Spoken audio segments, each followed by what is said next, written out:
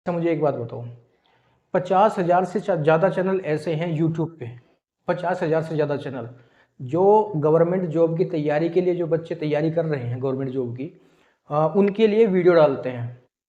उन 50,000 में से कितने चैनल आपको ऐसे मिले जिन्होंने आपके समर्थन में आके आवाज़ उठाई हो और उन्होंने आपके समर्थन में वीडियो बनाई हो? कोई भी बता दो। हाँ वही तो मैं बात कर रहा हूँ, कोई आपको देखने को मिला? जब तक आपका रिजल्ट नहीं आया था तब तक एक चैनल वाला, जो ये होते हैं ना, ये केवल अपने व्यूज बढ़ाने के चक्कर में होता है, इनको मतलब नहीं होता किसी स्टूडेंट की लाइफ से या किसी का क्या हो रहा है क्या नहीं, उसका कुछ मतलब नहीं होता। इनको इतनी नॉलेज भी नहीं होती कि इनको क्या करना है और क्या बोलना है और किस तरीके से आपकी जो प्रोसेस होती है गवर्नमेंट जॉब की वो होती है। इनको कुछ मतलब नहीं है, ये केवल एक दिन में 4 वीडियो डाल देते हैं, थंबनेल ऐसा सेट कर देते हैं कि बच्चा मजबूर हो जाता है देखने में कि अच्छा ये क्या हो रहा है। उनकी बात मैं नहीं कर रहा हूँ, वो तो है ही नहीं कुछ। जो समाज में अपना एक दृष्टिकोण रखते हैं जो चैनल्स, ठीक है, बड़े बड़े चैनल्स हैं जो समाज में अपना एक दृष्टिकोण रखते हैं। बच्चे 5-5 मिलियन, 2-2 मिलियन, 10-10 मिलियन में जो बच्चे होते हैं वो उनको फॉलो करते हैं, उनको सब्सक्राइब करते हैं। केवल फॉलो ही नहीं करते, उनके जो इंस्ट्रक्शंस वगैरह होते हैं बाकायदा उनको भी फॉलो करते हैं, उनके निर्देशों को, जो बात बोलते हैं उसके अनुसार अपनी स्टडी वगैरह करते हैं। आपको उन चैनल्स में से कितनी वीडियो देखने को मिली जिन्होंने आपके समर्थन में आवाज़ उठाई हो? और उत्तर प्रदेश पुलिस का जो रिजल्ट आपका आया है, जिसमें आपको यही नहीं पता कि नॉर्मलाइज स्कोर कितना हुआ है, नॉर्मलाइजेशन की शिफ्ट में कितना मिला है, आपके नंबर घटे हैं कितने घटे हैं, बड़े हैं तो कितने बड़े हैं। रॉ स्कोर भी एक अनुमान था कि 3 आंसर की आपकी आई। अच्छा कितने बच्चों को पता है कि रिजल्ट जिस दिन जारी हुआ उस दिन भी एक आंसर की आई थी? बताओ। जिस दिन रिजल्ट जारी हुआ उस दिन भी एक आंसर की आई है आपकी, ठीक है, किसी को नहीं पता। आंसर की जारी होने का मतलब वही तो है ना कि कोई ना कोई शिफ्ट तो ऐसी रही होगी जिसमें कुछ ना कुछ बदलाव रहा होगा, तभी तो डिपार्टमेंट के द्वारा आंसर की आपकी जारी की गई है। कितने बच्चों को पता है?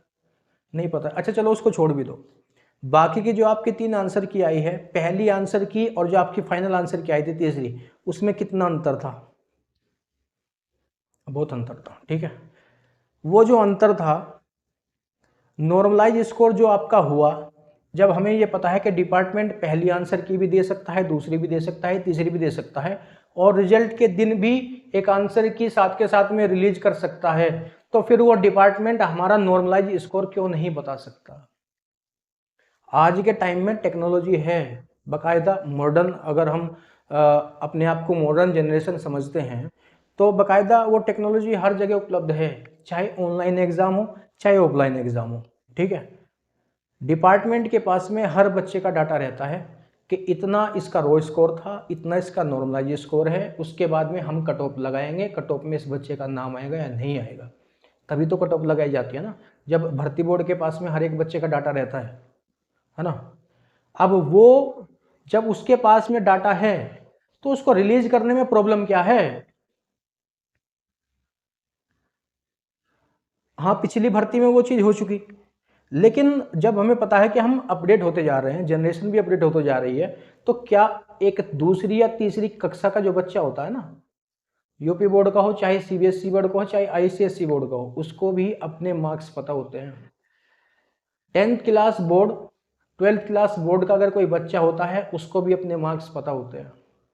ग्रेजुएशन पोस्ट ग्रेजुएशन का कोई बच्चा होता है उसको भी अपने मार्क्स पता होते हैं। यहाँ तो पूरे के पूरी जिंदगी, पूरा का पूरा करियर डिपेंड करता है आपके स्कोर पे। तो यहाँ आपको जानने का वास्तव में क्या यह हक नहीं है कि आपका स्कोर कितना रहा है, आपका रो स्कोर कितना था, आपका नॉर्मलाइज स्कोर कितना है, वो आपका जानने का हक नहीं है। एसएससी 20-20, 25-25 दिन तक एग्जाम चलाती है अपने डिपार्टमेंट के द्वारा, भर्ती बोर्ड के द्वारा। आपको पता है वो ट्वीट किया गया जिसमें भर्ती बोर्ड ने ये बोला कि यूपीएससी ऐसे ही करता है कि जब जितने बच्चे होते हैं जो सिलेक्टेड होते हैं उसके बाद में जब फाइनल सब कुछ हो जाता है उसके बाद में उनका स्कोर जारी करता है, तो हम भी ऐसे ही करेंगे। आप नहीं जानते, या जो ये बड़े बड़े यूट्यूब चैनल वाले हैं जिनको लाखों लोग फॉलो करते हैं, क्या ये इस बात को नहीं जानते कि यूपी पुलिस और यूपीएससी के बीच में क्या पता कितने डिपार्टमेंट ऐसे रहे होंगे जो बाकायदा अपना स्कोर जारी करते हैं बच्चों का। सीधा यूपीएससी ही क्यों, यूपीएससी और यूपी पुलिस के बीच में बहुत सारे बोर्ड आते हैं, बहुत सारे कमीशन ऐसे आते हैं जो बाकायदा बच्चों का स्कोर जारी करते हैं। एसएससी 20 से 25 दिन आपका एग्जाम चलाता है सीबीटी पे, 2-2 3-3 शिफ्ट डेली चलती है, और वो बाकायदा बच्चों का नॉर्मलाइज स्कोर भी जारी करता है और वो स्कोर भी जारी करता है। ठीक है, तो केवल यही बोल देना कि हमने केवल ये बोल दिया कि यूपीएससी ऐसे करता है तो हम भी ऐसे करेंगे, तो यूपीएससी तो भाई ना, तो यूपीएससी के अंदर एग्जाम कैंसिल होते हैं। ठीक है, यूपीएससी ने जो डेट दे दी उसी पे सब कुछ होता है। यूपीएससी अपने जो उसके रूल्स हैं उनको फॉलो करता है बकायदा। आप अपने कितने रूल्स फॉलो करते हैं? आपकी परीक्षा एजेंसी तो इतनी भी काबिल नहीं है कि 1500 क्वेश्चन ढंग में बना सके। आपकी एजेंसी के बस का इतना भी नहीं है कि 1500 क्वेश्चन ऐसे बना सके जो एक्यूरेट हो, जिन पर बच्चों को ऑब्जेक्शन उठाने का सवाल ना पैदा हो, उनके मन में ये ना आए कि हमारा आंसर ये था और भर्ती बोर्ड ने ये मान लिया। बताओ, तो खाली केवल उसकी ही आपको ये दे देना कि यूपीएससी ने ऐसे किया तो हम भी ऐसा करेंगे, ये गलती दरअसल न तो भर्ती बोर्ड की है, न किसी प्रशासन की है, न किसी परीक्षा एजेंसी की है। ये गलती उन लोगों की है जो जिनका घर चलता है आपकी वजह से। ठीक है, जिनकी रोजी रोटी चलती है आपकी वजह से, और आपका ही खाके और आपके ही हित की बात बोलने में वो हिचकिचाते हैं। ठीक है, जो अपने चैनल्स पे 5-5, 10-10 मिलियन व्यू फॉलोअर्स लेके बैठे हैं, सब्सक्राइबर्स लेके बैठे हैं, वो एक वीडियो ऐसी नहीं बना सकते कि वो आपके हित की बात कर सके। जो सिलेक्टेड हो चुके हैं, जिनका कट ऑफ में नाम हो चुका है, ठीक है, वो आगे नाचने लगते हैं बस कि देखो हमने ऐसे किया था और हमारे इंस्ट्रक्शंस फॉलो किए, हमने तो पेड कोर्सेज वगैरह लिए थे, दिए थे और यहाँ से सिलेक्शन हुआ, फिर हमारी मैराथन भी देखी। अब उसी मैराथन में वो भी बच्चे रहे होंगे जिनका कट ऑफ में नाम नहीं है। ठीक है, मिलियंस में इनके जो व्यूज जाते हैं, मिलियंस में जो इनकी मैराथन्स वगैरह होती हैं, कुछ भी नहीं है। क्या है बताओ? हाँ, वही तो मैं बात बोल रहा हूँ। इनका इतना तो कम से कम फर्ज बनना चाहिए कि जब लाखों बच्चे आपको फॉलो करते हैं, लाखों बच्चे आपसे वो चीज़ लेते हैं, आपसे एजुकेशन लेते हैं, तो जो बच्चे नॉन सेलेक्टेड हैं उनकी आवाज़ आपको उठानी चाहिए।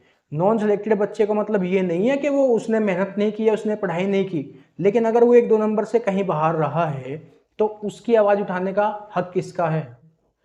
सोशल मीडिया आज के टाइम में माध्यम है सबसे अच्छा दुनिया तक अपनी आवाज़ पहुंचाने का, लोगों तक अपनी आवाज़ पहुंचाने का।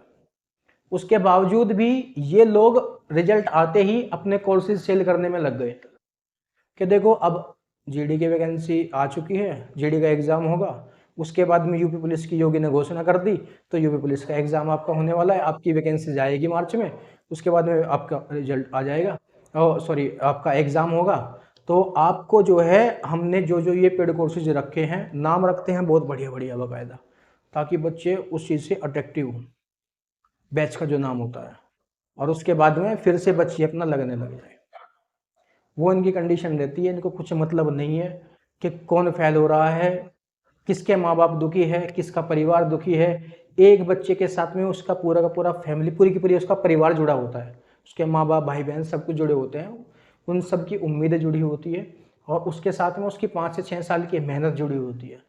कोई मतलब नहीं है इनका, मतलब है सिर्फ अपना उल्लू सीधा करना, अपने पैसे निकाल लिए, कहानी खत्म हुई। ठीक है भाई, तो जागरूक बनो। अगर ये लगता है कि वास्तव में ये लोग हमारे लिए आवाज़ उठा सकते हैं तो फॉलो करो, वरना अपना सेल्फ स्टडी पे अपना ध्यान रखो। इनसे ज़्यादा बेटर मैं तुम्हें बता रहा हूँ अभी, अगर कोई ऑफलाइन सेंटर है ना, और जो एक बच्चे को अकेला बैठाकर पढ़ाता है उसके सामने, वो इनसे 100 गुना बेटर है, ध्यान रखना ये बात। और अगर ये वास्तव में बेटर है तो फिर आपके खिलाफ, आपके समर्थन में आवाज़ उठाए। जो गलत है उसको गलत क्यों नहीं बोल रहे लोग, जो सही है उसको सही क्यों नहीं बोल रहे हैं? वो चीज़ में थोड़ा सा आपको भी सोचना चाहिए कि क्या गलत हो रहा है और क्या सही हो रहा है। अच्छा, पढ़ाई करने वाला बच्चा तो वहीं का वहीं है ना। एक बच्चे ने किसी चैनल को देख के उसको सीख लिया, उससे सीख लिया कि ये टीचर अच्छा है, अच्छा पढ़ाता है और अच्छी अच्छी ठीक है बातें बताता है, उसको फॉलो करना शुरू किया। उसके जो निर्देश थे, जो बातें बताता था कि उससे ऐसे ऐसे आपको कामयाब हो जा सकता है, उसकी बातों को फॉलो करना शुरू किया। आखिर में आते आते उस बच्चे के सपने टूट जाते हैं। ठीक है, 1-2 नंबर से अगर वो बाहर हो गया, उसके सपने टूट जाते हैं, लेकिन वो आज भी उस चैनल पे विश्वास बना के रखता है, उस टीचर पे विश्वास बना के रखता है जिसका दृष्टिकोण समाज के प्रति अच्छा है। ठीक है, और वो अपने मन से ये इच्छा करता है कि कम से कम ये तो मेरे लिए आवाज जरूर उठाएगा कि ये इसके बच्चे के साथ में गलत हुआ है, और कम से कम डिपार्टमेंट का इतना हक जरूर है, हमारा हक इतना जरूर है कि हम डिपार्टमेंट को ये बोल सके कि आप बच्चों का नॉर्मलाइज स्कोर जो रहा है उसको जारी करो। यही है ना हकीकत। लेकिन वो क्या करते हैं, रिजल्ट आने के अगले दिन बाद में ही अपना पेड कोर्स लॉन्च कर देते हैं कि देखो भाई, इनका नंबर नहीं आया है, अब हमारा फिर से पेड कोर्स खरीदो, हमारी बुक्स आई हैं नई नई मार्केट में, उनको खरीदो, हमारे जो हम वीडियो डालते हैं उनको देखो और अपनी प्रोसेस जारी रखो, ख़त्म। ठीक है, यानी बच्चा जहाँ 2 साल पहले था आज भी वही है, 2 साल पहले जो उसकी दिक्कत थी आज भी दिक्कत वही है, और 2 साल बाद में भी उसकी दिक्कत वही रहने वाली है। ठीक है, जब सब कुछ क्लैरिफाई हो रहा है, जब सब कुछ क्लियर तरीके से हो रहा है, हमें पता है कि आपके रिजल्ट, आपके एग्ज़ाम में कोई धांधली नहीं हुई है। ठीक है, बहुत ही बेहतरीन, बहुत ही अच्छे तरीके से प्रशासन के द्वारा ये परीक्षा कराई गई थी, पूरी जो पारदर्शी तरीका होता है उससे। उसके बाद में क्या हुआ, धांधली 2 तरीके से हो सकती है। पहला तरीका कि जो ये दलाल बैठे हुए हैं, जो ठेकेदार होते हैं, जो पेपर लीक कराते हैं और यहाँ से बच्चों को सिलेक्शन कराते हैं पैसे लेके, पहला धांधला, पहला जो आपका घोटाला होता है।